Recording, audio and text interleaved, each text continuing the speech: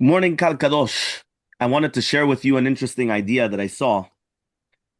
We know that on January 3rd, which is around 6 days ago, we know it actually happened on Friday night on Shabbat, in the early mornings. What happened was the United States, they launched a military operation inside of Venezuela to capture the president Nicolas Maduro and his wife, and this was called Operation Absolute Resolve. When we're talking about, right here, by the way, they actually did nishmat and everything. You know that. Well, but okay, fine. Whether it's nishmat, halel, whatever you want, fine. This took months in preparation, right? Whether we're talking about intelligence gathering, it already started with a cover military buildup, right? And the planning by the U.S. forces and intelligence agencies. We know that the CIA and the special forces, they had every single movement of his, the daily routines, rehearsing on a possible assault scenarios on a real life size replica of his residence. Mamash, they did everything. They actually said that if he actually would have got into a safe room, which he wasn't able to, but if he would have, the entire thing was made out of steel. They had blowtorches that were so powerful that they were practicing. They were able to take down this steel room that this is called a safe room that in 47 seconds. Meaning they were so well trained for this operation that even if he would have gotten there, 47 seconds and they would have gotten him out. That's all that it is. Right? We know that the US military, including whether it's the elite units and everything, support aircraft, they was in the Caribbean region already, and all of a sudden comes a surprise strike and the special forces raid. So we know in the early hours what happens is they struck multiple targets, right, to neutralize whether it's going to be air defenses and command and control structures. It had more than 150 military aircraft, whether helicopters, they had Delta forces there. They used electronic warfare and air suppression, right? What does that mean? They use something actually incredible, right? They were using certain planes which are called the growlers. What are these? These are um they're basically signal jamming jets. What they do is that they go in and these jets are so powerful, right? What they do is they jam the system so therefore they don't realize what's coming in and they make a whole bunch of replicas. So, for example, if I'm a radar system, imagine right now I'm sitting here and I'm looking and I see a plane coming. It's not one plane, they make 50 planes. So, all of a sudden, I'm looking and all of a sudden I see 50 planes in the air. Who do I attack? What do I do? I didn't even know where to start. Really bad meant there was only one plane or five planes, but they make replicas also. So, therefore, on the radar system, they come and they see all these things. They have nothing what to do, right? He says this sophisticated jet is something incredible, large pods under the wings. It's basically going to detect enemy signals. They carry anti-radiation missiles that they basically everything. It's incredible what they were able to do. Fine. Finally, the special forces come, they breach, they get into the compound, right? They intercept them before going to the secure room. And it only lasted a few hours and boom, and they were out. Right away, they took them out by helicopters, right? Again, they killed. There was no U.S. Special Forces that were killed. There were only a few injured. They say seven of them, but they did kill a whole bunch of other people. Some people say they were Cubans. Some people say different generals. But they come, they took him out, they take him to the warship, and finally he's in the United States of America. And there's a whole timeline, right, of exactly what's going on. At 2 o'clock was the explosions. 2:30 to 3 they come in. 3 to 4 he's already captured. 4 o'clock departs from Venezuela. The operation is complete already at 4:29 local time, and that's when they're already back. And now he's in court. Obviously, in court, he's going to tell you that he's an innocent man. He didn't do anything. Now, why do I say this is very interesting that this is actually happening now? Yeah. Do you know Yosef Atzadik was in jail. After being in jail, he was in jail for 12 years. He was taken out of jail and he became the viceroy. So he was the one that's in charge of all of Mitzrayim. But if you actually pay attention, the Pirkei de Rabbi Eliezer actually says more than that. The Pirkei de Rabbi Eliezer says that not only was he the viceroy, he became the king. He became the ruler of Mitzrayim for 40 years. Remember, when he came in front of Paro, he was the age of 30. He died at the age of 110. He was not viceroy from the age of 30 to 110. He ruled Mitzrayim for 40 years. And remember, at the time, Mitzrayim was like as if that you ruled over the entire world, right? That was the entire world. So he ruled over the entire world for 40 years. All of a sudden, he passes away, and all the brothers pass away. And it says in the Torah, "Vayakom melech chadash al Mitzrayim, asher lo yada et Yosef." There was a new king that came up in Mitzrayim that he did not know Yosef. There's an interesting Gemara, Mesechet Sotah. Listen to this Gemara, Daf Yud Aleph Amud Aleph 11a1. Okay?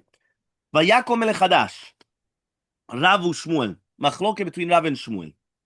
Chad Amar, one of them says, Chadash mamash. It's 100% a new king.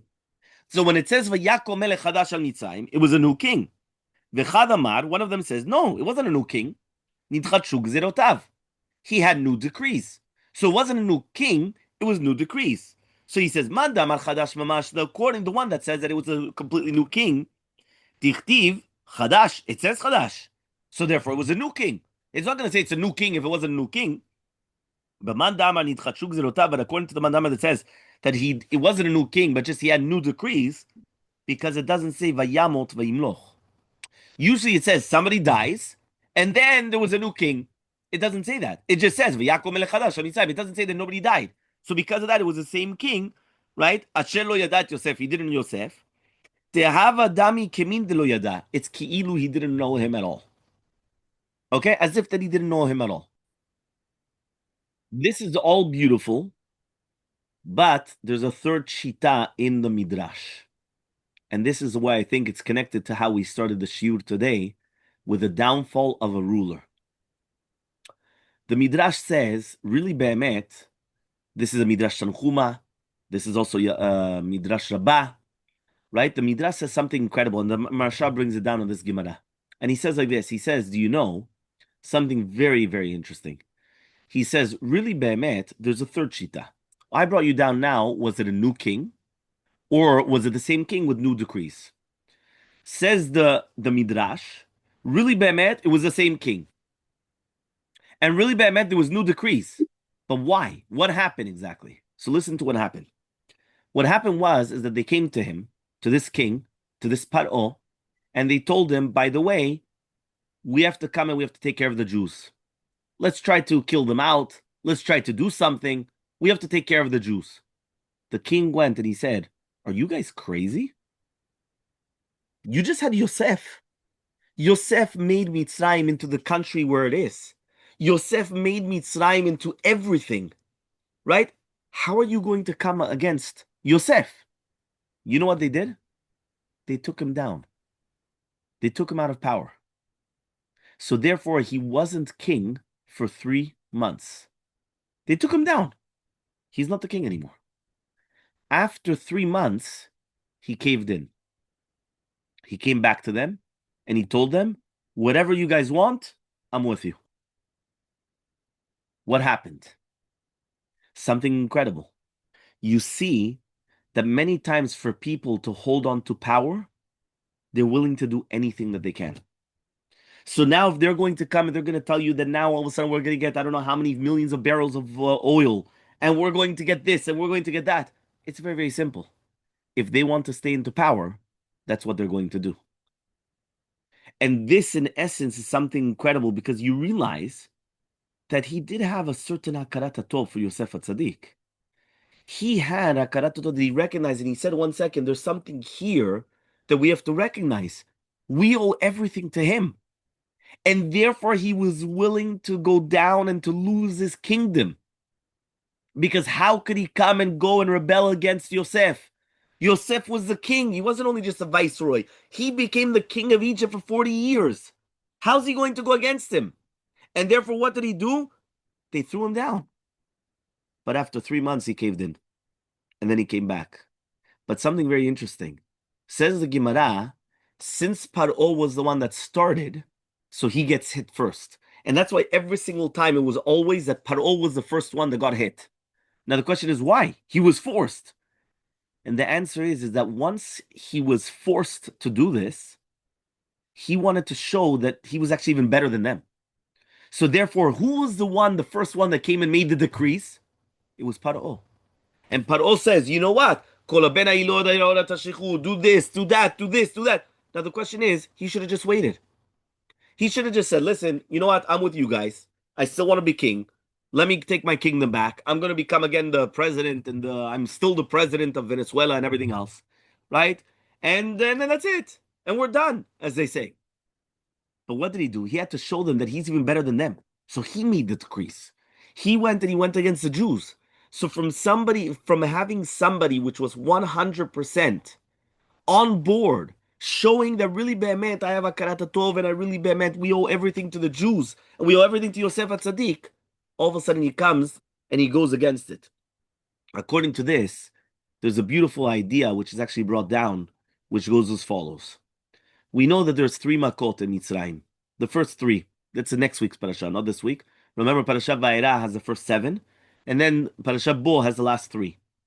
And when we talk about the 7 makot, the first 3, Dam, Tzefardea, Kinim. Who was the one that brought the first 3 makot?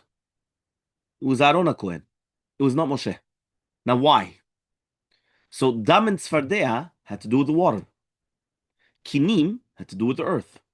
So therefore, since Dam Tzefardea had to do with the water, and right when Yocheved was not able to save her child anymore because the light started coming out. Remember, the Moshe Rabbeinu was born on the 7th of Adar. He was born early, and when he was born at 6 months, she was able to keep him for 3 months hidden. But after the 3 months, she couldn't hide him anymore. Why? The light was too strong. What day was it? 3 months after Zayin Ba'adar, Zayin Sivan, Matan Torah. The day of Matan Torah, the light of Moshe Rabbeinu was so strong, she couldn't hide him anymore. So she had to send him out, and they put him in a reed basket in the Nile River. And therefore, what happens is that all of a sudden when he's there, this river came, and they saved him. Now, even though you're going to tell me, did the Nile River really be'emet save him?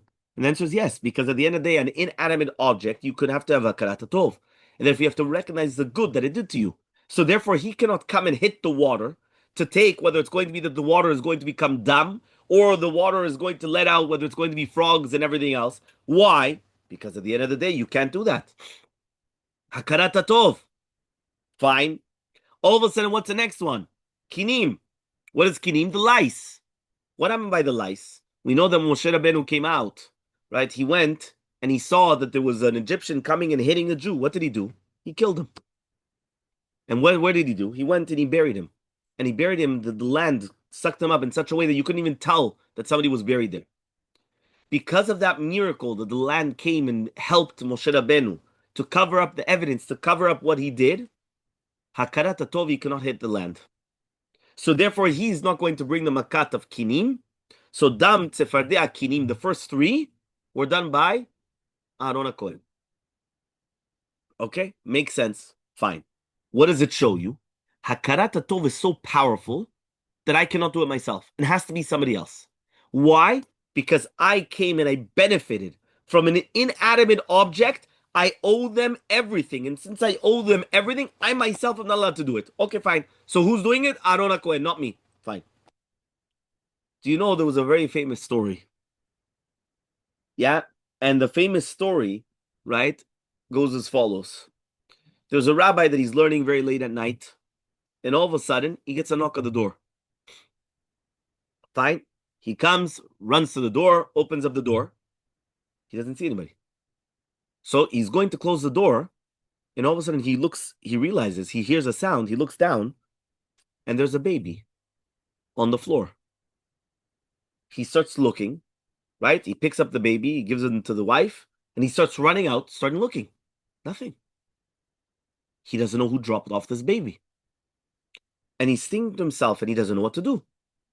So what happens is that the next day, he comes and he starts looking around. Nobody knows who dropped off this baby to the rabbi. So the rabbi, a nice, caring person, he says, you know what? He tells his wife, listen, obviously if somebody, basically gave him up for adoption or whatever it is, we're going to adopt him ourselves. So what did they do? They adopted the child. And they wanted to make sure that this child had everything as if that he didn't know whatsoever that he was adopted. And therefore they gave this child everything. He went, whether it's going to be to the, meetings in the schools, whether he went to he did everything. He was there for everything, single tiny thing. You need a dentist, he's there. The parents were there for everything for this child. This child already starts growing up, starts becoming bar mitzvah. He does bar mitzvah for them. When he starting becoming 16, 17, what happens is that we get into teenager ages. And many times teenagers, they start rebelling. So he wasn't sure exactly what to do. And what happens is that when this teenager is starting to rebel, at the beginning, fine, but then it started becoming too much. And it started having a negative effect on the other children. So what happens is that all of a sudden, when the boy already is 17 and a half, and it's already getting too far, he's speaking to his wife and he says, that's it. We have to stop here. Yeah, that's it. So he calls in the boy, and they come and they tell the boy as follows. You have to understand the following. You have to know that really, Behemet, 17 and a half years ago, there was a knock on our door. And really, Behemet, they put you up and we adopted you. You're not a real child. And therefore, we came and we brought you up as if you would have never known. And we did everything for you from A to Z. But if you're not going to have the ounce of akarat tov, of coming and saying that you grew up in my house, and you're not going to behave in a certain fashion, we're going to be obligated to tell you to leave. And we're very, very sorry. But it already came to the maximum, and therefore that's it. That's what he tells him. Fine. That's the story that happened. Right? I don't know what's the ending of the story, but I'll now come back to Paro. Paro, he comes and he adopts Moshe Rabbeinu. The daughter of Paro comes and she takes Moshe Rabbeinu in and they adopt him. The explanation brought down said that he was loved, right? And everyone knows the famous story that he came and he took off the crown from the head of Paro and he put it on himself. And then they went and they said, Bilam came and he said, no, this one's going to take the crown away from you.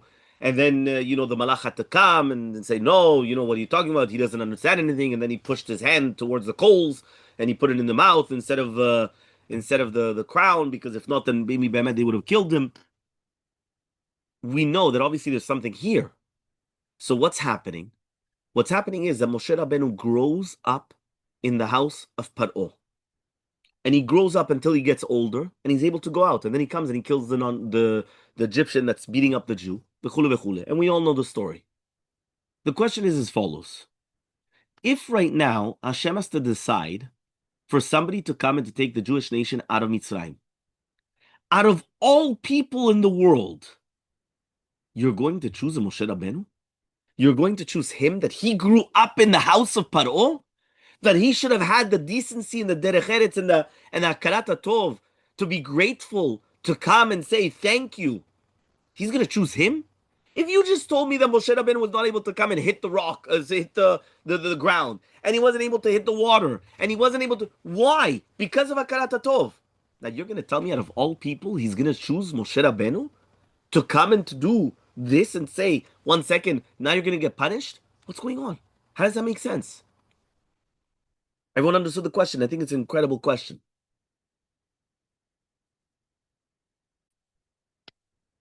The answer is actually the way that we said from the beginning. Paro, at the beginning, he did have hakarat tov. He was even willing to lose his kingdom. However, all of a sudden, he lost that hakarat tov. How did he lose that hakarat tov? Because he went against them. And once he went against Yosef, and he went against the Jews, and he did not have hakarat tov, midah keneged midah, Kadosh Baruch Hu, measure for measure, is going to come and going to say, if you didn't have hakarat tov for Yosef, and he gave you everything, how do you know that he gave you everything? You remember that what happened was is that when Yosef HaTzadik became the viceroy, he came up with an incredible economic plan. And the economic plan was actually there coming and showing us, right? And it was illustrating to us that he took everything and he bought everything that there was in Mitzrayim. But who did he give it to? He gave it to Paro. Now, technically speaking, he could have kept it. He didn't keep it. He gave everything to Paro. The Paro now owns everything. Everything is owned by the government. Everything's owned by Paro. So therefore, what happens? Technically, it should have been his, and he could have kept it, but he didn't do that. He gave everything to Paro. So Paro owes everything he has to Yosef. Now, what happens is that the second that he's going to come and he's going to go against and not have a Karat Tov, Hakadosh Baruch Hu comes and he says, you know what? Measure for measure. I'm going to take someone that should have had a Karat Tov to you because he grew up in your house, and he's going to go up and stand up against you to completely destroy you. Because if you do not have a Karat Tov for Yosef and for the Jews, so I'm going to show you to take somebody that actually should have had a Karat Tov to you, and now I'm going to dafka him, specifically him, he's going to have to go against you. And that's why Hashem did it that way. Meaning, because if you think about it, why did Hashem do it that way? Hashem should have chosen somebody else. Choose somebody that didn't grow up in the house of Paro. Why dafka in the house of Paro? Because of this.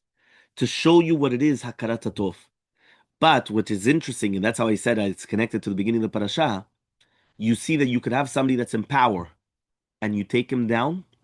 At the beginning, it could be that they're going immediately afterwards, they'll do anything you want in order to stay in power. And that's exactly what's happening now. Because if you want, he could ask for whatever he wants, and Trump could ask for the world and he'll get it. But all because of what? Because right now he wants to stay in power. So it's probably true. He's probably going to put him in jail, and then he's going to do it with this new president, or whatever her name is, or whatever it is, doing, and he'll get it through her because it's basically threatening. It's either this or we'll just continue. But I think it's incredible, Yesod, that this actually happened in this week's parasha. In this week's parasha, we see the difference, what happened at the end of last week's parasha when Yaakov Vinu comes and he blesses them, and then he passes away, and immediately it's going to start a new king in Mitzrayim. And this new king of Mitzrayim was actually taken down. It wasn't a new person. It was the same old king. But what is that it was like both of them. This third Shita in the Midrash is like both of them together. It's a new king and it's a new Gezerot. But it's not new, really new. It's really the same one. And it's not that he just made new Gezerot. He was forced to because he was taken down from the kingdom.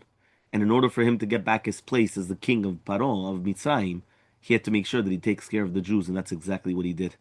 He should have learned from Yitro, right? And Yitro ran away. Because we know that there were 3 advisors to Paro, and Yitro just ran away because he realized what was happening. But he didn't. He just said, listen, he wants to stay in power, so what does he do? Anything. You could do whatever you want. Just let me be king. And that's exactly what happened in this week's parasha, which is connected, I think, beautifully to this entire operation, right? That we see that how the current events always will fall out on something to do with the Parashat HaShavua.